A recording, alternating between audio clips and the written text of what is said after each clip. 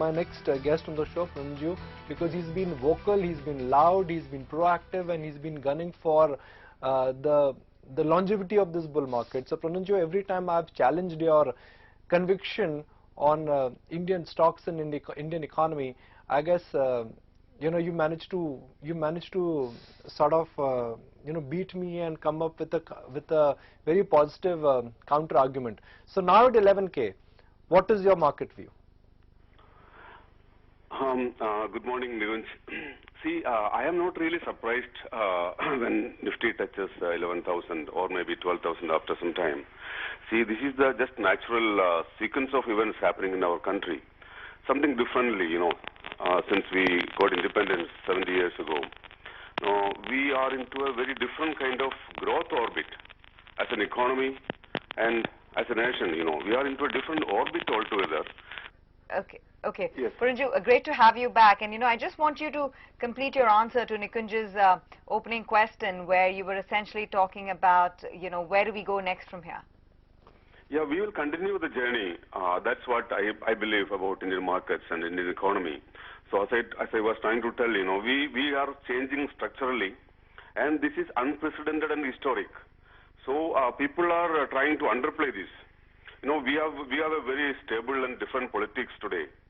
The policies are being formed, focused on long-term growth for the country and for, reduction of poverty and corruption. So all these things have got a huge economic impact, which will take our growth into 8%, 9% and 10% maybe in some of the coming quarters as GDP growth. So, and this is going to sustain for many years to come. So that is why I found this structural change happening in India, economic structural change happening in India way back in 2013, before the general elections.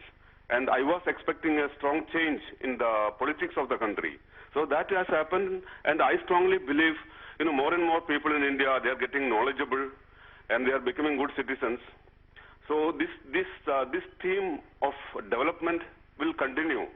So if that continues to happen without any political interruptions, I am telling you, India has long way to go, and our economy has to grow from this $2.35 and $2.4 trillion to $4, $5 and $6 trillion in the coming years. And the companies, the entrepreneurs in India are going to create huge wealth, and in turn, the equity investors are going to create amazing wealth. Already, if you see last 3-4 years, the massive wealth is created by equity investors, which is not really reflecting in the Nifty or Sensex. So, especially those who firmly believed equity investing is not risky. Other people who misunderstood equity as a risky thing, they lost the opportunities.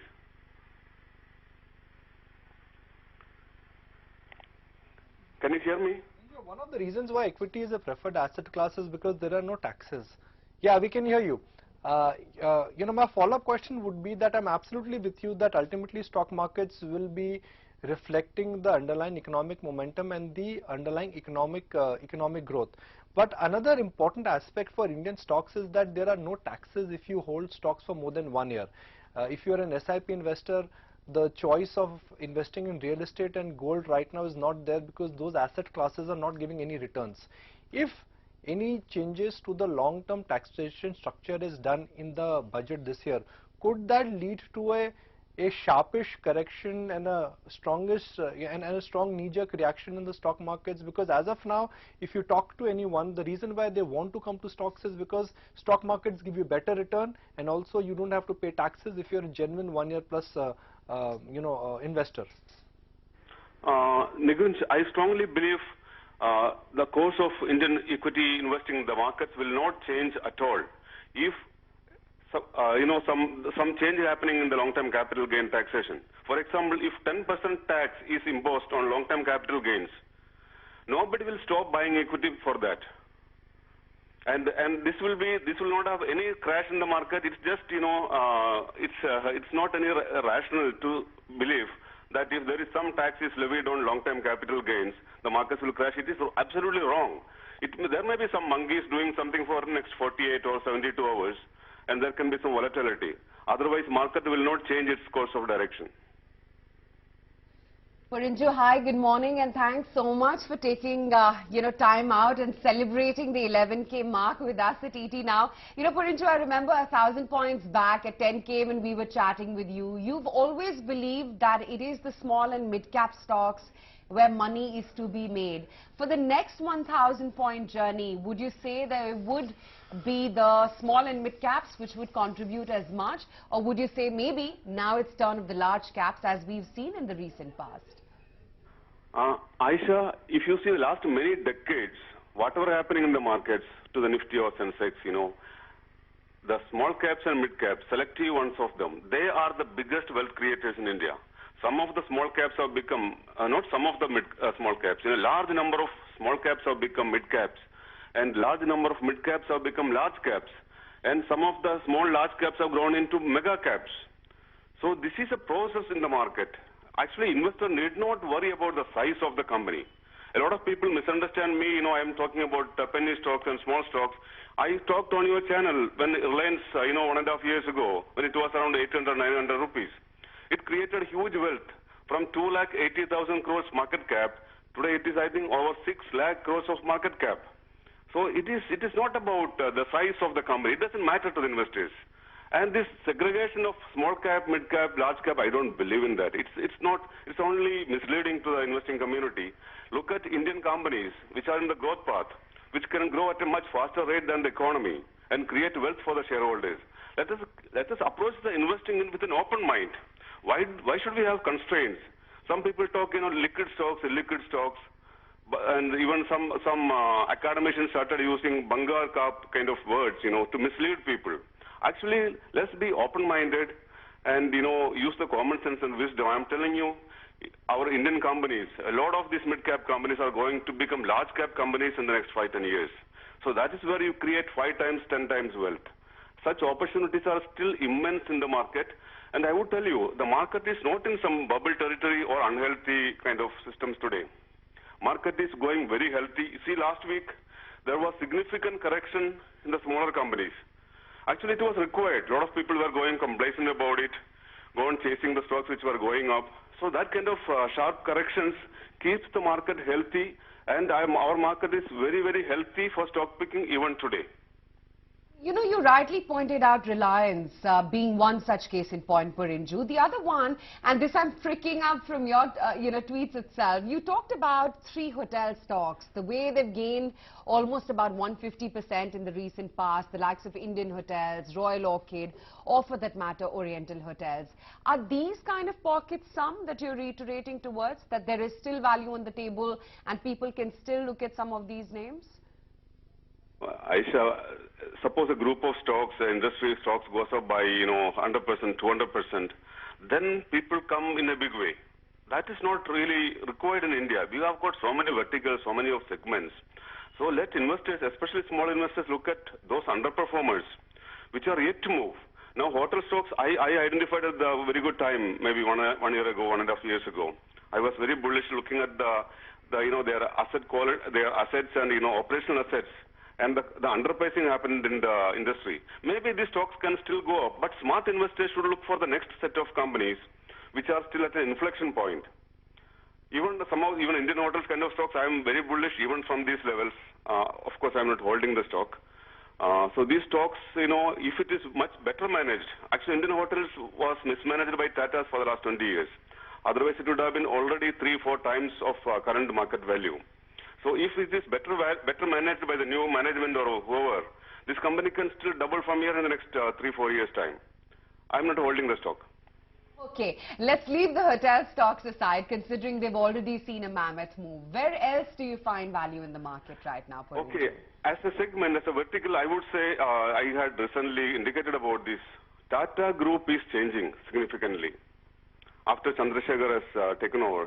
And Mr. Chandra is doing an amazing job in my knowledge. I think he is exceeding expectations to a big extent. The way he is looking into every segment, every company, and interacting with the CEOs, and I can feel that they are looking at profitable growth. The earlier motto in the Tata Group 10 years ago, 15 years ago, it was about going global. You go acquire businesses and grow big. So that theme has given a setback to many of the companies in the group. Now things are changing. They're trying to disinvest, which is not the core business, or focus on their strength in each of the segment. So I would say some segments, now consumer, it already started with the Tata Global Beverages and Tata Coffee kind of stocks, even some part of the Tata Chemicals. There can be infrastructure and, segment for the Tata Group, which I indicated recently. There is an unlisted company. There could be something happening in Tata Power, Tata Projects, which is unlisted subsidiary, and TRF, Arts and Engineering. There are a lot of companies in that segment. None of them are well organized, not well managed too. So if Tata Group want to keep this vertical with them, they will be looking at growing it big, consolidating and restructuring all these companies together. So in that case, I think there will be a lot of wealth creation in that pocket. I'm not recommending any individual stocks. Look at the infrastructure business of Tata's. There seems to have, there was some indication in the public domain that they want to grow big in that sector.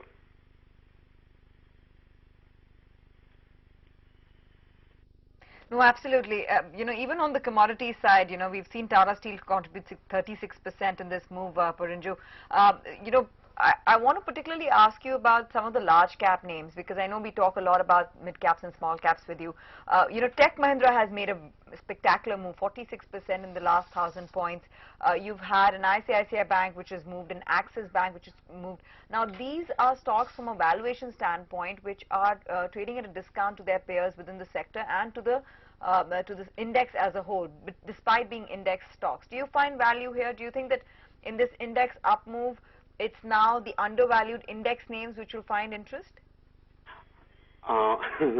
These are very quite large businesses, and to be very frank, I'm not competitive enough to analyze this or reply to this.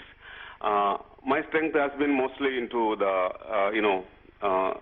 deeply analyzing some of the smaller companies, finding the inflection points of those companies, and as multi-baggers, identifying them as multi-baggers.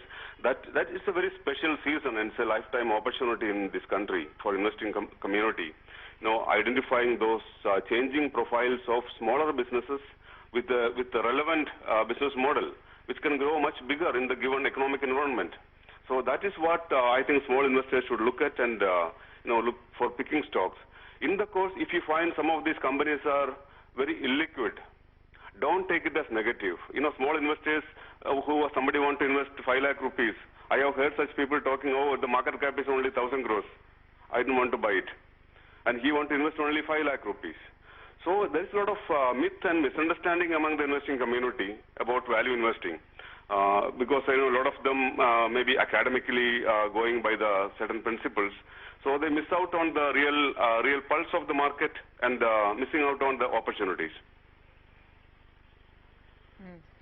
So Porinju, then two themes where perhaps you could be finding value in the broader markets. You touched upon infra. Now the government in the upcoming budget is going to push infra in a big way.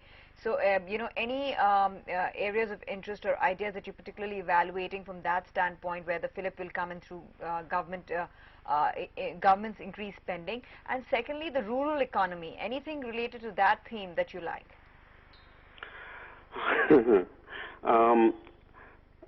See, in the infra sector, I think if you look at the government spending and the upcoming projects, the larger projects and government's vision, I think the railway stocks haven't moved up much. Even the TWL has moved already a little, I think 30-40%. The Texrail is almost there, the price which was the same. I'm holding both these stocks and they are not big performers. But I feel there can be, game-changing kind of environment or development for these companies going forward. Looking at the big picture, the way government is planning to transform the railways, which is a huge task. It's a very, very large organization, and we need to upgrade, and we need to spend huge money on railways because looking at our demography and the way we can develop it for the economic growth. If railways and the seaways, our coastal seaways, are properly managed, that can make our Indian economy grow at 2% higher. That's the kind of opportunities we are sitting on, which needs a large amount of capital outlay. And I think the biggest impact, biggest benefit India is accruing from the recent reforms. Our tax collection, forget about this month or last month, whatever happened. I'm telling you, in the coming years, you will see significant increase in the number of taxpayers and the amount of tax being collected by the government. That is something, it will surprise most of the economists. And so we can even afford to spend money on such important projects. So look at companies which are catering into those aspects. Rural economy, of course, I remember I used to buy DCM serum long back when it was 50, 60 rupees. So there are only very few companies which you can, see strong numbers. But let the investors be watchful. Many companies will emerge in this sector. Now there is a Jain irrigation which has already moved up. There is something like, I think Mahindra is holding some stock called EPC Industries. So there are small companies. We don't know. Some of these companies can come up and they may do large business because there is opportunity out there in the coming years. But I don't want to tell any small stocks as a recommendation because, some of them are very liquid. Some of them there is no visibility at this point of time. So in some of these cases, investors have to take a chance. They have to take a calculated risk going forward. Then only there is multi-baggers.